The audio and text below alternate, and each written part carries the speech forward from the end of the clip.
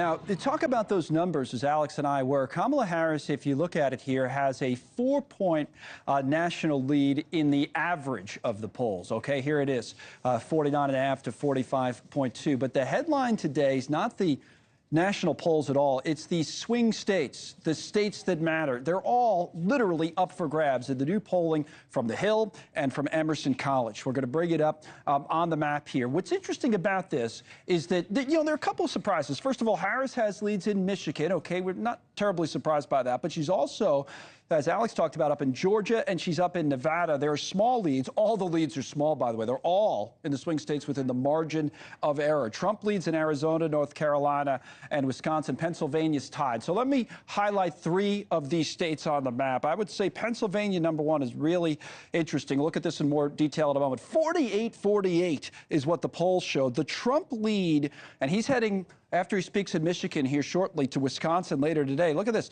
49-48 Trump in Wisconsin. That surprised me a little bit, and so did Georgia, because as we were talking about, the average of the polls in Wisconsin, Harris is up maybe 3. The average of the polls in Georgia, Trump's up a 2 or 3. But if you look at it here, it's a Harris 1-point lead. Really, really interesting. So what does all of this mean for the actual electoral map if we switch it up and bring it in here that has all of the states in it? So you look at the forecast from DDHQ, and the map that we start out is 241 for the Dems, right?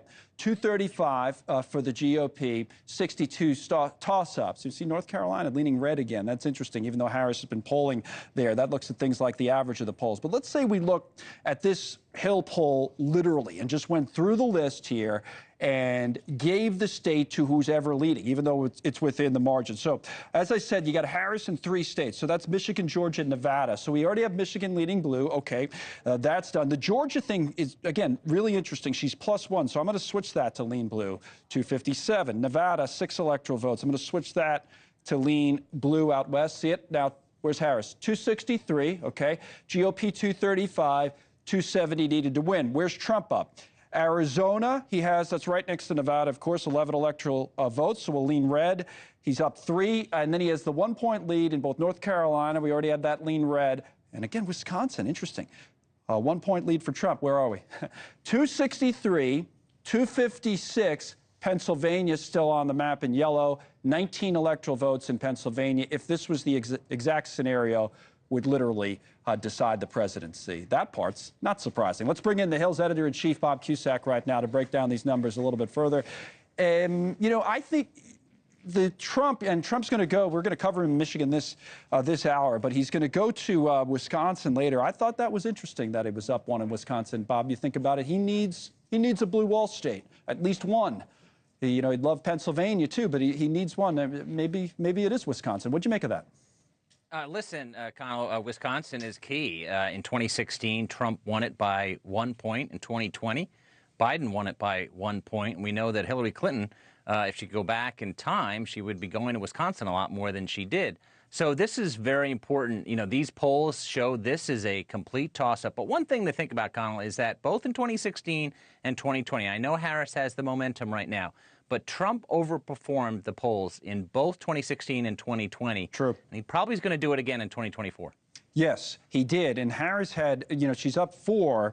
Again, this is the national race. That's just an average of the polls. 49.5 today to 45.2. That's the scenario we have on the DDHQ presidential forecast. But in the national average of the polls, Harris +4 it might be enough, Bob, to your point.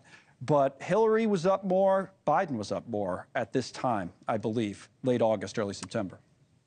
That's right. And there's no doubt about it that the Harris world is very happy of where she is. But as you mentioned, Biden and Hillary were ahead at this juncture, a larger margin. So this race can be won by either side. I think this race is going to be won or lost probably in September, maybe early October. The debate is going to be key. And maybe there's another debate down the road. But But this is a race again where a month ago, this was not a race. Trump was easing to victory. And I honestly thought a month ago he was going to not only win the Electoral College easily over Biden, but also win the popular vote. Right, things have changed. You haven't seen from Republicans in recent elections as you look at the event about to get going for Trump. And so it says there, jobs, jobs, jobs. So the economy today is going to be big for him, you would think. And when you guys polled it, I have it on this tablet, top issues, swing state voters. What's interesting about this, the first state on the list here, it's just over on the left side of the screen, right, is Arizona. I would have thought immigration would have topped the economy just in Arizona. But look at that. The economy's number one everywhere. Obviously, Trump knows it. How does he take advantage of it?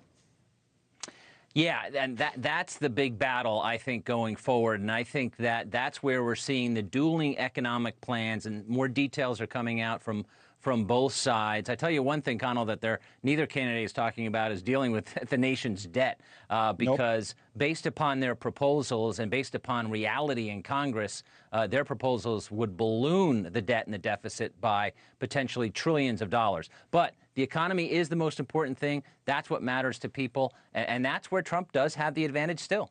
One more. Female voters, I have it up here, and what stands out about this is not that Harris is up in most of the states among female voters. You would expect that, but there's actually one state, and you see it here at the very top, Arizona, where Trump has a 2-point lead. Female voters would be key for Harris. You can think about a state like Pennsylvania and the counties around Philadelphia, suburban voters where she needs to run up the score and try to win Pennsylvania, which is tied. That's interesting, though. Arizona, think of Maricopa County. Trump's up 2 among female voters. Yeah, it's interesting, and looking at these various polls, obviously all these states are close, but Trump is doing better in states across the board in Arizona and in Georgia. The Biden administration has not been popular in Arizona, even though the Democratic candidate in Arizona is doing very well against Kari Lake. Ruben Gallegos, a Democrat, and he's up big on Lake. But Arizona is a bit of a soft spot for Harris because of the Biden record. 3-point lead for Trump in this poll. All right, Bob Cusack, editor-in-chief at The Hill, will stay with us as our coverage continues.